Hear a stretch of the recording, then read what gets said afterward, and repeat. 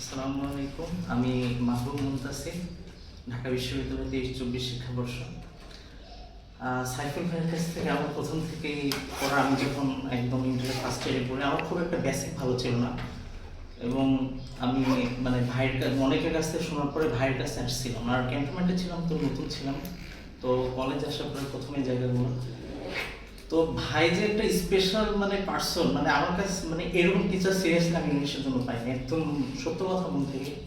মানে একদম আমি তো মনে করছি যে অন্য অন্য টিচাররা কি করে আসে, দেখা যায় যে জাস্ট কি কি মানে 6-7টা যে ইন্টারের টপিক এগুলো জাস্ট পড়ায়, কিন্তু না, ভাই একদম বেসিক থেকে শুরু করে। এবং ভাই অনেক সময় কিছু কথা বলে, কিছু বই সাজেস্ট করে, কিছু টপিক বলে, এগুলো মানে আমি একটু টুকায় টুকায় রাখতাম, মানে এই জিনিসগুলো ভাই মানে জাস্ট বলে, কিন্তু এগুলো যখন মানে পড়তাম তখন সেগুলো আমার অ্যাডমিশনে খুব সাহায্য আসছে। যেরকম ভাই প্রেজেন্ট সাবজেক্টিভ পড়াইছিল, তারপরে ড্যাংলিং মডিফায়ার পড়াইছিল, এই জিনিসগুলো কিন্তু অ্যাডমিশনে যাওয়ার পর অনেক স্টুডেন্টের জাস্ট এটা নতুন মনে হয়েছে, বাট আমার কাছে ওই সময় এটা নতুন মনে হয়নি।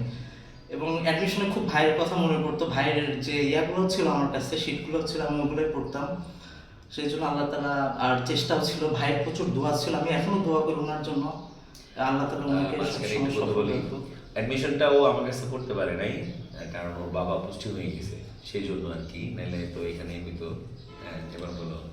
তো ভাইয়ের জন্য অনেক দোয়া, আমি দোয়া করি আল্লাহ তালা ওনাকে ভালো রাখুক, আর ভাইয়ের স্টুডেন্ট হিসেবে আমাদেরকে আল্লাহ তালা আরও ভালো জায়গায় যাওয়ার তৌফিক দান করুক। আর আপনারা যারা আছেন, আপনারাও মনোযোগ দিয়ে পড়বেন, যে টপিকগুলো আছে ভাই পড়ায় প্রত্যেকটা জিনিস কিন্তু মনোযোগ, ভাই কিছু যেগুলো বলে অতিরিক্ত যেগুলো পড়ায়, এগুলো অতিরিক্তভাবে পড়ায় কিছু ট্রাই করবেন, দেখুন ভবিষ্যতে অনেক কাজে আসবে ইনশাআল্লাহ। দোয়া করবেন আমার জন্য সবাই, আর ভাইয়ের জন্য অনেক ভালো মানুষ আমার দেখা, ও নামাজ মিস করে না, এটা আমরা সবচেয়ে বড় প্রাপ্তি। আমার স্টুডেন্টদের মধ্যে অনেকে আছে এরকম, 5 ওয়াক্ত নামাজ পড়ে।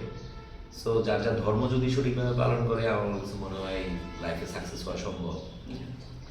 তো যখন প্রথম আসছে তখন আমার মনে হয় না যে এই ছেলেটা ঢাকা বিশ্ববিদ্যালয়ে টিকবে। ঠিক আছে, ভাই আমাকে সবসময় বলতো যে তুমি মানে ভালো জায়গায় যাবে, ও যখন কোশ্চেন করতো, বা ওর যে ইনকুইজিটিভি বা ওর যে কিউরিসিটি জানার জন্য, এগুলো অনেক বেশি হেল্পফুল হয়েছে। যে ও কিভাবে, মানে আমি ওকে মানে ও যেভাবে জানতে চাইতো আমি ওভাবে বলতাম। তবে আমি ও অনেক সময় দেখা যাচ্ছে হয়তো তুমি বিরক্ত হতে পারতা যে আমি তুমি প্রশ্ন করলে, কিন্তু দেখা যায় যে আমি কিন্তু রেসপন্স করতাম।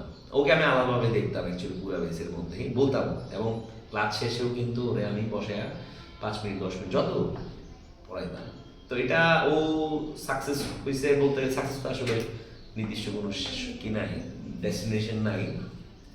তারপর বাংলাদেশের বেস্ট একটা ইউনিভার্সিটি, আপনাদের গাইডেন্স এবং আপনাদের সাহস না দিলে, সেই স্বপ্নটা না দেখালে ভাই সেটা না ওইটাও একটা ঠিক আছে, বাট সে অনেক এফোর্ট দিছে। মূল ব্যাপার হচ্ছে সাকসেস এমনি আসবে যদি তুমি হার্ড ওয়ার্ক করো, তাহলে সাকসেস কাম অটোমেটিক্যালি। ওকে, ভালো থাকবা তোমরাও, ওর জন্য দোয়া করো। হ্যাঁ।